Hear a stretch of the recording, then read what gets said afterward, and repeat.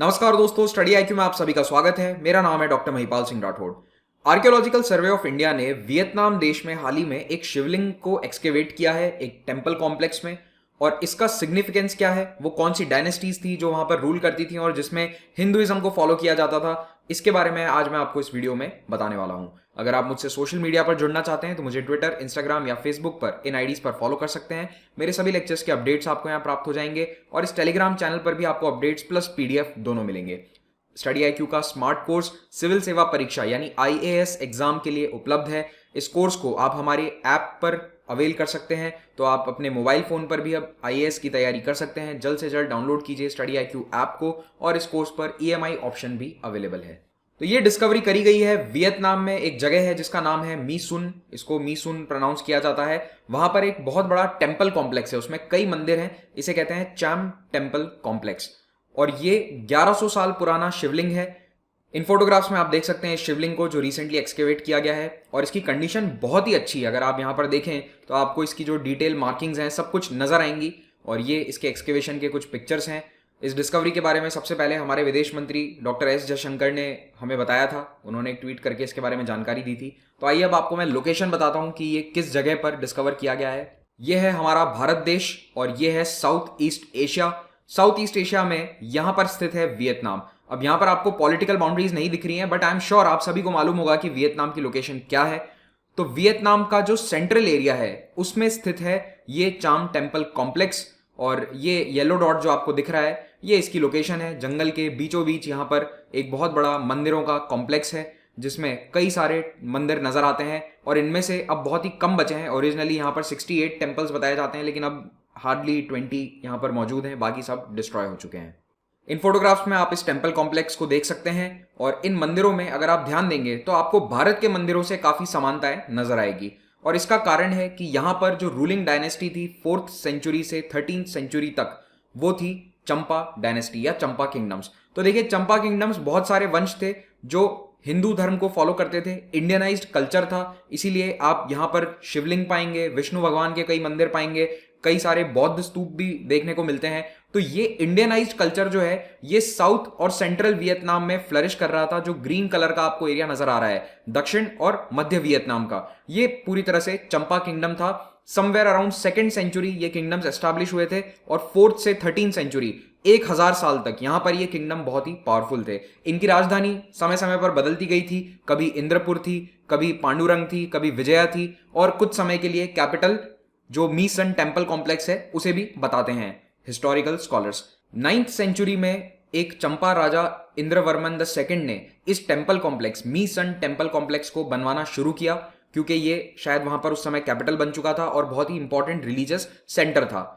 तो ये जो सेंटर है इसमें बहुत सारे मंदिर हैं, लगभग 68 टेम्पल्स बनवाए गए थे, आज हालांकि सिर्फ 20 मौजूद हैं। तो ये 13th-14th सेंचुरी तक तो इनहैबिटेड थे, यहाँ पर लोग रहते थे, लेकिन उसके बाद यहाँ से आबादी हट गई और कई सदियों तक लोग इन्हें भूल चुके थे। फाइनली फ्रेंच एक्सपर्ट्स, क्योंकि फ्रेंच इंडो चाइना एरिया में आ चुके थे 19th सेंचुरी में, तो फ्रेंच आर्कियोलॉजिस्ट ने इस जगह को फिर से रीडिस्कवर किया। उन्होंने जब इसको डिस्कवर किया तब भी इसकी हालत काफी खराब थी और 1903-4 के आसपास यहाँ पर एक्सकेवेशंस हुए थे और उस समय भी फ्रेंच आर्कियोलॉजिस्ट ने डिस्क्राइब किया है कि कई शिवलिंग हमें देखने को यहाँ पर मिल रहे हैं, लेकिन उस वक्त उसे प्रॉपर्ली एक्सकेवेट नहीं किया जा सका ड्यू टू सम रीजंस। तो मी सन एरिया जो है ये 4th सेंचुरी से कंटिन्यूसली इनहैबिटेड है और 9th सेंचुरी के अंदर ये चाम टेम्पल कॉम्प्लेक्स बनवाना शुरू किया। याद रखेगा, चंपा रूलर्स को कई बार चाम पीपल या चाम किंगडम्स भी कहा जाता है।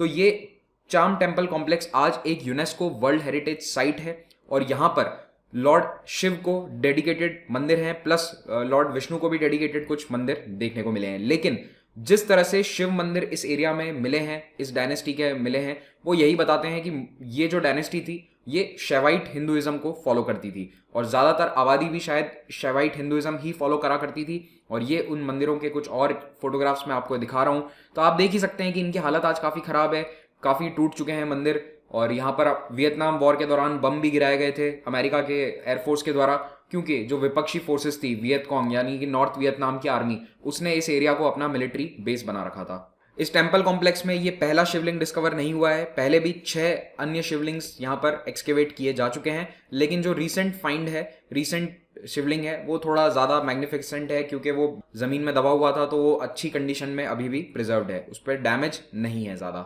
चंपार राज्य के लोग बहुत ही अच्छे ट्रेडर्स और सेलर्स थे, और क्योंकि ये एक कोस्टल किंगडम था तो इनका ट्रेड नेटवर्क चाइना से लेकर भारत तक था। तो पूरे South East Asia, China, India, इन सभी एरियाज में ये मसालों का, स्पाइसेस का व्यापार करा करते थे, और इसी व्यापार के कारण ये पूरा किंगडम काफ़ी अमीर था। और इतनी ज़्यादा यहाँ पर अमीरी थी कि एक समय पर इन मंदिरों के अंदर गोल्ड की लेयर चढ़ी हुई थी, ऐसे कई जगह साक्ष्य हमें मिले हैं। लेकिन 14th और 15th सेंचुरी के बाद इनकी लड़ाइयाँ इनके पड़ोसी देशों के साथ शुरू हुई, और जो नॉर्थ में डाई विएट किंगडम्स थे ये इन पर हावी हो गए। लगातार 100 सालों तक लड़ाइयाँ चली और इसमें ये हारते गए, और धीरे धीरे इनका एरिया सिकुड़ गया, और अंत में तो बस कुछ शहरों पर इनका कंट्रोल रहा था, वो भी फाइनली 1832 में पूरी तरह से खत्म हो गया। तो 300-400 साल का जो ये पीरियड था इनके लिए बहुत ही खराब रहा, इनका डिक्लाइन हुआ, और ये जो डाई विएट किंगडम्स हैं ये पूरे वियतनाम पर काबिज हो गए, और आज यही डाई विएट को हम वियतनाम कहते हैं। ये डाई विएट पुराना नाम है वियतनाम का। इन लड़ाइयों के कारण सबसे ज़्यादा नुकसान हुआ इन टेम्पल्स का, जो पूरे साउथ वियतनाम में फैले हुए थे, क्योंकि इनमें सोना था, काफ़ी सारी रिचेस थी, तो इन्हें लूटने के लिए आर्मीज आ जाती थी। तो लूट और प्लंडर के कारण इन टेम्पल्स को काफ़ी नुकसान हुआ, डिस्ट्रॉय होते गए, और अल्टीमेटली इन्हें पूरी तरह से अबैंडन कर दिया गया। फाइनली फ्रेंच आर्कियोलॉजिस्ट ने इन्हें 19th सेंचुरी के एंड में फिर से एक्सकेवेट करना शुरू किया, तब इन्हें पता चला कि इतना बड़ा टेम्पल कॉम्प्लेक्स यहाँ पर मौजूद है। वियतनाम वॉर के दौरान भी इन मंदिरों को बहुत ज़्यादा डैमेज हुआ, क्योंकि जो उत्तरी वियतनाम की वियतकॉन्ग फोर्सेस हैं इन्होंने इस टेम्पल कॉम्प्लेक्स को अपना एक मिलिट्री बेस बना लिया, और उसके कारण जो अमेरिकन हवाई जहाज़ हैं इन पर बमबारी करते रहते थे लगातार, और ये माना जाता है कि most of the temples were destroyed during this Vietnam war. तो जहाँ 68 टेम्पल्स थे, आज वहाँ पर केवल 20 टेम्पल्स हमें देखने को मिलते हैं। हालांकि जब युद्ध समाप्त हुआ उसके बाद 1975 के बाद से वियतनाम की गवर्नमेंट ने इसको प्रिजर्व करने के लिए काफ़ी कुछ किया है। अब तो ये यूनेस्को वर्ल्ड हेरिटेज साइट भी है, लेकिन जो डैमेज होना था वो हो चुका है, और इसीलिए ये टेम्पल कॉम्प्लेक्सेस केवल एक खंडर के रूप में आज नजर आते हैं।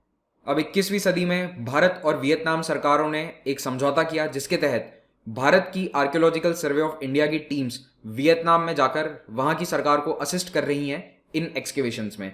तो ये जो टेम्पल कॉम्प्लेक्स है इसमें नया एक्सकेवेशन भी चल रहा है, जो पुराने मंदिर है उनको रिस्टोर यानी कि उन्हें फिर से सही भी किया जा रहा है, और उन्हें कंजर्व भी किया जा रहा है। तो तीनों काम एक साथ चल रहे हैं।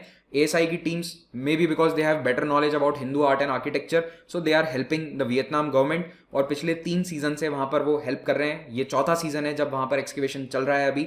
तो 2 टेम्पल ग्रुप्स जो हैं उनमें ऑलरेडी रेस्टोरेशन का काम पूरा हो चुका है। और एक रीसेंट डेवलपमेंट और है जो एग्जाम पॉइंट ऑफ व्यू से आपके लिए बहुत महत्वपूर्ण है, वो है कि मिनिस्ट्री ऑफ एक्सटर्नल अफेयर्स यानी हमारे विदेश मंत्रालय ने आर्कियोलॉजी से संबंधित एक नया डिवीजन चालू किया है। इसका नाम है development partnership division of ministry of external affairs. तो इस डेवलपमेंट पार्टनरशिप डिवीजन में दूसरे देशों के साथ प्रोजेक्ट्स चलाए जाएंगे। तो अगर कहीं पर एक्सकेवेशन करना है, कहीं पर कोई हेरिटेज को कंजर्व करना है, तो उससे रिलेटेड जो भी प्लानिंग होगी, जो भी स्कीम्स होंगी, वो इस डिवीजन के तहत चलाई जाएंगी। तो ना केवल एएसआई और मिनिस्ट्री ऑफ कल्चर बल्कि विदेश मंत्रालय का भी एक अलग डिवीजन है। बस ये बात आप यहां पर ध्यान रखिएगा कि ये एएसआई का पार्ट नहीं है, ये विदेश मंत्रालय का पार्ट है। इसी के साथ ये लेक्चर समाप्त होता है। Thank you very much for watching this. Have a great day.